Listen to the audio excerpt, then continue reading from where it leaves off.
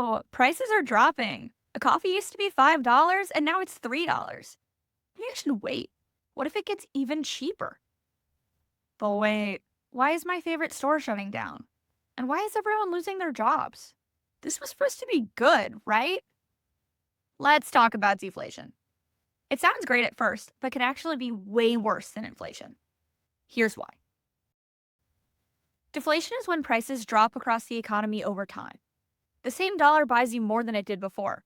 Sounds awesome, right? But here's the catch. When prices fall, businesses make less money. And when businesses make less money, bad things start happening. Deflation usually happens when there's less demand. People stop spending, either because of a recession, job loss, or they're just waiting for lower prices. Too much supply.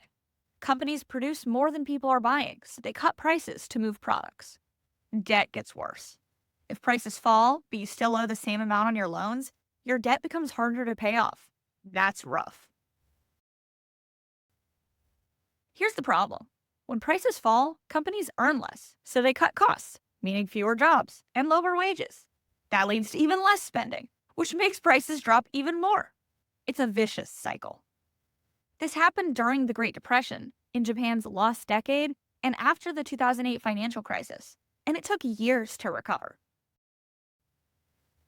Let's say you bought a house for $300,000. A year later, because of deflation, it's only worth $250,000, but you still owe the full $300,000 on your mortgage. Ouch. That's exactly what happened to millions of homeowners in 2008. And when people defaulted on their loans, banks failed, jobs vanished, and the economy tanked. A little inflation, 2 to 3%, it keeps the economy moving. It encourages people to spend, invest, and grow businesses. But deflation makes people hoard cash. Businesses struggle, and economies grind to a halt.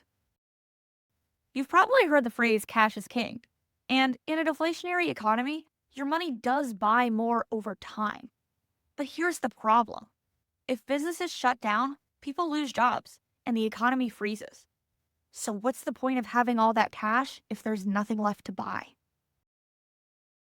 To fight deflation, central banks and governments usually lower interest rates to make borrowing and spending easier, print more money to increase inflation and spending, stimulus spending to boost demand and get money flowing again. If deflation happens, here's how to stay ahead. Invest wisely. Some assets, like bonds or defensive stocks, tend to do better. Keep an emergency fund. Jobs may become unstable, so having cash reserves helps. Avoid too much debt. Debt gets harder to pay off when prices and wages fall. So while inflation can be annoying, deflation is a bigger long-term threat. We need a healthy balance. Prices should rise a little over time, but not too much and definitely not too little. So inflation might annoy you, but deflation can destroy economies. A little inflation keeps the world moving.